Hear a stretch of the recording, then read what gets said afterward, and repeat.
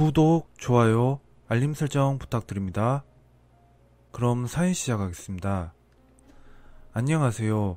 올해 2월 말에 첫 아이를 출산한 아기 엄마입니다. 제가 친정 어머니와 인연을 끊게 되었습니다. 어디서부터 잘못된 건지 저의 과거를 되짚어다 보니 우울해지고 누구에게 위로라도 받고 싶은데 하소연할 곳이 없어 여기에 남아 적어봅니다. 제가 두서없이 글을 쓰느라 중간중간 이해가 어려우시더라도 양해 부탁드려요. 저희 집안은 좋은 분위기의 집은 아니었습니다. 가부장적인 아버지, 아버지에게 맞고 사신 어머니, 아버지와 똑 닮아 폭력적인 성향의 자식들. 어렸을 적부터 부모님이 싸우시는 모습을 자주 봐왔었고 어머니가 저희를 두고 혼자 도망도 많이 가셨습니다. 어머니가 집을 나가시면 밥을 할 줄 몰라 그때마다 아버지께서 라면을 끓여주셨던 게 생각이 납니다. 초등학교에 들어가기 전에는 집에서 오토바이로 10분 정도 거리에 우물이 있었습니다. 어머니는 저를 오토바이에 태워서 종종 거기에 데려가시고는 우리 우물에 같이 빠져 죽을까? 저기 빠지면 죽을 때까지 못 나와 라고 얘기하셨던 게 아직도 기억이 납니다. 어머니가 그 말씀을 할 때마다 죽기 싫다고 울었던 게 생각이 납니다. 생각해보니 그때 어머니도 많이 힘드셨던 거겠죠. 기껏해야 초등학교도 들어가지 않았던 저를 이곳저곳 데려가시면서 여기서 죽자 저기서 죽자 얘기하셨으니 저는 그 일들이 지금도 잊혀지지 않습니다. 오빠가 성인, 제가 고등학생쯤 되니 부모님이 물리적으로 싸우시는 건 없어졌습니다. 그런데 또다시 생긴 문제는 그걸 보고 자랐던 오빠에게서 그 폭력적인 모습이 비춰진다는 겁니다. 가끔 자기와의 못 이겨 집안의 물건을 때려 부수고 소리를 지르고 이유 없는 폭력. 오빠와는 어렸을 적부터 사이가 좋지 않았습니다. 오빠는 남자이기 때문에 용돈을 많이 받았고 저는 적게 받거나 아예 못 받거나. 오빠는 배우고 싶은 것 다 배우고 학원도 그렇게 잘 갈아탔는데 저는 그 흔한 학원 하나 다니기 어려웠습니다. 오빠가 갖고 싶은 것 mp3, pmp, 전자사전, 노트북 등등 오빠는 말하는 거 다 누릴 수 있었지만 저는 안 되었습니다. 공부하는 것부터 시작해서 오빠와 족족 비교당했고 오빠와 싸우게 되면 항상 잘못은 저였습니다. 제가 여자이기 때문이에요. 학창시절 제 자존감은 바닥이었고 왕따, 은따도 당해봤었습니다. 그랬던 과거 때문인지 오빠는 저를 정말 많이 무시를 했습니다. 오빠에게 있어 저는 학교 생활도 제대로 못하는 찐따에 공부도 못하고 뭐 하나 할 줄 아는 거 없는 한심하고 멍청한 인간이에요. 그랬던 것 때문인지 하나하나 오빠와 비교당하기 싫어 악착같이 공부했었고 직장을 고르는 것도 오빠와 비교당하기 싫어 오빠와 겹치지 않게 잡았습니다. 저는 집에서 쉬는 게 쉬는 것 같지 않고 숨이 막혔습니다. 고등학교에 다닐 적에는 대학은 무조건 집 떠나 기숙사를 들어가려고 일부러 집과는 먼 곳의 대학으로 진학했지만 1학년 1학기 기숙사 생활하는데 주말마다 부모님이 기숙사 점검을 오셨습니다. 그리고는 학교 애들 질이 안 좋다, 술 먹으러 다닌다, 그런 구실로 기숙사 퇴가하라 하셨고 대학 졸업 때까지 집에서 통학을 했습니다.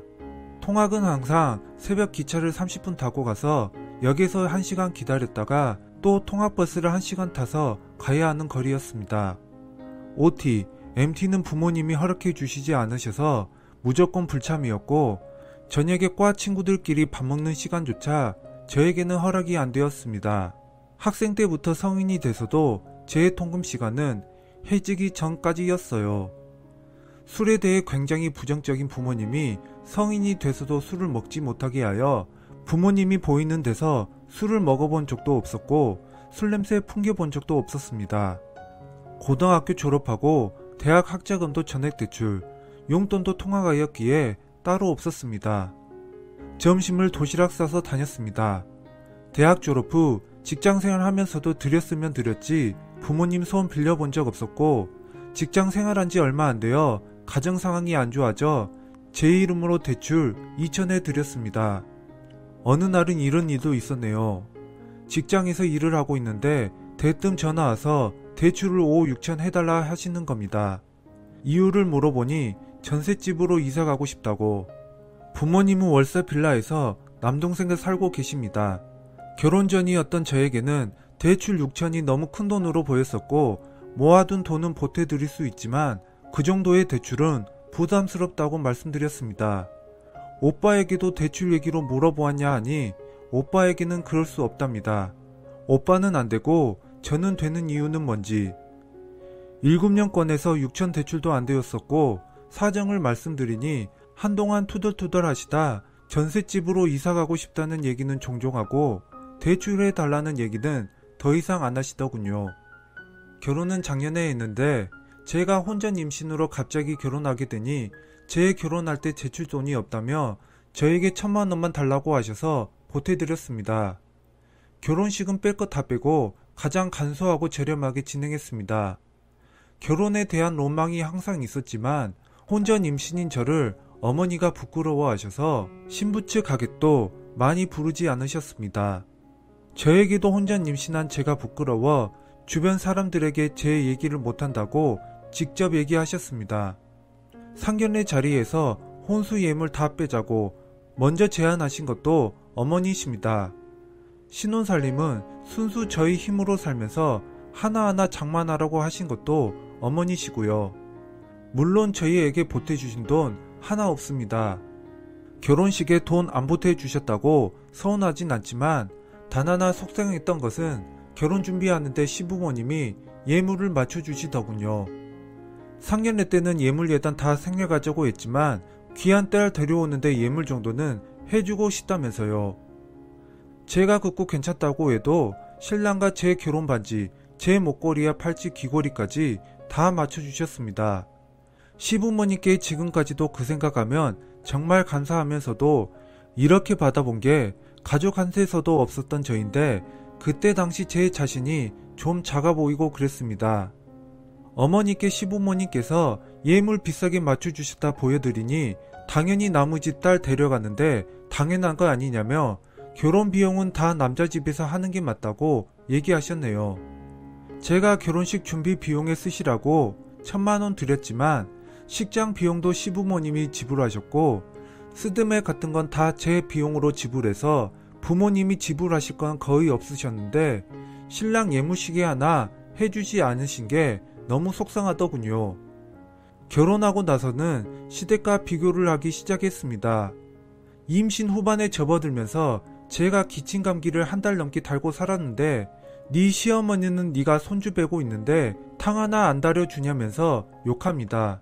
본인 손주시기도 한데. 저에게 정말 잘해주시는 시부모님이신데 어머니가 종종 시부모님 욕을 할 때마다 마음이 너무 안 좋았습니다. 게다가 결혼한 지 얼마 안 딸 앞에서 사위욕까지. 출산을 앞두고 있을 때 어머니는 뱃속에 딸을 갖고 있는 저에게 둘째는 무조건 아들이어야 한다. 둘째 빨리 가질 생각해라. 지금은 첫손주니 시댁에서 반기겠지만 딸 낳은 너를 시댁에서 좋아해줄 것 같냐고 얘기하셨습니다.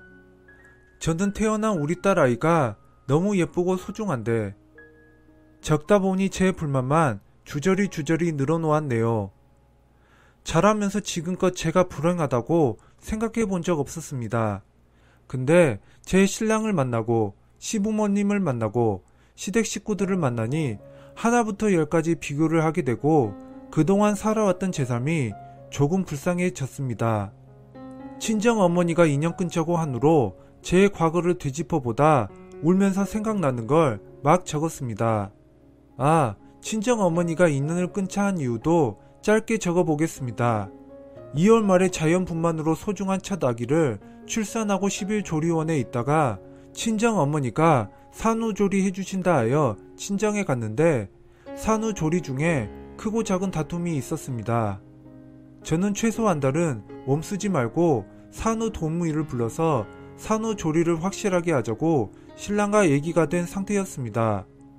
근데 친정어머니가 산후도우미 돈 아깝게 왜 부르냐. 본인이 직접 산후조리를 해주신다 하셨습니다. 그래서 도우미를 부르지 않았는데 친정으로 산후조리 오고 아기 먹이고 씻고 안아주고 재워주는 거 모두 제목이었습니다. 허리로 진통하고 계속 허리가 안 좋았고 꿰맨 아래도 피가 많이 나고 아픈데 저를 케어해 주는 사람은 없고, 그래도 미역국은 끓여주셨으니 다행이라고 해야 할지. 제가 친정으로 내려오기 얼마 전에 친오빠가 직장을 관두고 이직 준비를 하느라 친정에 짐을 옮기고 살고 있습니다. 참고로 친오빠는 비혼주의에 아이를 싫어합니다. 당연히 저와 아기가 들어왔을 때 저와 아기를 쳐다도 보지 않았어요. 태어난 지 얼마 안 된 꼬물꼬물한 아기가 궁금해서 한번 쳐다볼 것도 한데 눈길 한번 안 주더군요. 친오빠는 밤엔 공부, 낮에는 자는 게 일상입니다. 혹시라도 우리 아기 우는 소리 때문에 오빠가 공부가 안 되니 뭐니 애기가 나올까 아기가 우는 소리라도 내면 안고 어르고 달래고, 분유 타러 주방 갈 때도 살금살금. 저 몸조리 중인데 몸도 마음도 힘들더군요. 하루는 아기와 자고 있는데 거실에서 오빠 친정어머니가 얘기하는 소리를 들었습니다. 친오빠 왈, 새벽 애울음 소리 때문에 잠이나 자겠냐고. 그 얘기 듣고 안 그래도 보이던 눈치가 더 보이기 시작했습니다. 아기를 안고 친정에 산후조리 하러 왔을 때가 3월 중순쯤 되었으니 초봄쯤이었던 것 같습니다. 아기는 절대 추우면 안 된다고 절절 끓는 방에 전기장판을 중고온에 아기를 눕히는가 하면 내복에 속삭이에 극세사 이불까지 돌돌 말아놔서 아기가 항상 땀에 흠뻑 젖어 있었고, 아기를 안을 때 바이킹 태우는 것처럼 아기를 지나치게 흔드시다든지, 국회 먹고 탕에 먹던 집안에 쓰는 냄비에 우리 아기 젖병을 삶은다든지, 신생아는 다리를 쭉 펴면 고관절에 안 좋은데 계속 다리 쭉쭉이를 시키신다든지, 제가 아기 관련돼서만큼은 설득도 해보고 화도 내봤는데 돌아오는 대답은 아기도 안 키워본 네가 뭘 안다고. 친정어머니는 제가 초등학교 시절부터 당뇨를 앓으셨습니다. 그때부터 기독교에 푹 빠지셨는데 빠져있는 강도가 좀 심하십니다. 이번 코로나19 사태에도 꾸준히 교회를 나가셔서 걱정되는 마음에 코로나 끝날 때까지만 교회 안 가면 안 되냐 하니 그런 약한 신앙심을 가진 사람이나 교회 안 나가는 거라고. 자신 같은 독실한 신자는 예배 본다고 하시는 분입니다. 친정어머니와 차로 왕복 3시간을 같이 타고 간 적이 있었는데 3시간 동안 종교 이야기뿐. 친정어머니가 종교를 믿으신 후로 정상적인 대화를 해본 적이 거의 없는 것 같네요. 그래도 교회를 다니시면서 많이 밝아지신 것 같아 종교 이야기에 제가 조금 피곤해도 좋은 게 좋은 거라고 생각했지만, 시댁은 모두 불교 집안인데 저희 결혼식을 기독교적 방식으로 할 것을 강요하셨고, 친정어머니 고집을 꺾지 못하고 결국 시댁의 동의를 얻어 친정어머니 교회 목사님을 주례로 섭외하여 결혼식을 진행하셨습니다. 시댁 식구분들이 말은 안 하셨지만 기분은 별로 좋지 않으셨을 것 같습니다. 또 태어난 우리 딸아이, 본인 외손주를 모태신앙을 만들 거라며 아기 태어나면 교회 데려가서 세례도 받고 아이 성격 좋아지게 교회도 매일 데려가서 성경 공부도 시킬 거라고. 부모인 저와 신랑의 동의도 없이 멋대로 결정하십니다. 신랑은 교회라면 치를 떨 만큼 싫어합니다. 친정에 산후조리하러 일주일 만에 런던머리가 나 저녁에 조용히 친정어머니께 시댁으로 가고 싶다고 얘기했습니다. 위 얘기처럼 직설적이게 말고 말을 좀 돌려서요. 결론적으로는 제가 너무 몸이 아프고 쉬고 싶다. 시댁에서 도우미 불러서 산후조리 하고 싶다. 이 얘기를 드리자마자 친정어머니가 제 욕, 신랑 욕, 시부모님 욕을 이틀 밤낮으로 하더군요. 첫날엔 친정어머니 가슴을 주먹으로 치면서 대성통곡하시길래 제가 잘못했다 사과드렸는데 다음날 밤까지 그렇게 욕을 합니다. 제가 서운하게 해드린 거니 제 욕을 해도 할 말이 없지만 아무 잘못 없는 제 신랑과 시부모님 욕까지 하니 너무 화가 나서 깜깜한 밤에 아기 짐 한가득 제 차에 쑤셔받고 아기 태워 근처 모텔에서 하룻밤 자고 시댁으로 갔습니다. 시댁에서 산후조리하고 몸 풀릴 때쯤 아기 데리고 친정에 갔습니다. 어머니와 그렇게 싸우고 나온 게 못내 마음에 걸려 화해하려고요. 그런데 돌아오는 말은 아기 100일, 돌잔치 초대도 하지 말고 너 잘났으니 너 잘난 대로 살아라. 나는 너 이제 포기했다랍니다. 제가 몸이 힘들고 마음이 힘들어서 산후조리를 다른 데서 한다는 게 그렇게 서운하셨던 걸까요? 저도 서운한 게 많아 말씀드렸습니다. 저 휴가 나온 거 아니고 집에 놀러 온 거 아니고 애 낳고 산후조리 하러 온 거다. 어머니도 저희 낳고 산후조리 해보셨으니 알지 않냐. 몸 얼마나 아픈지도 아시지 않냐.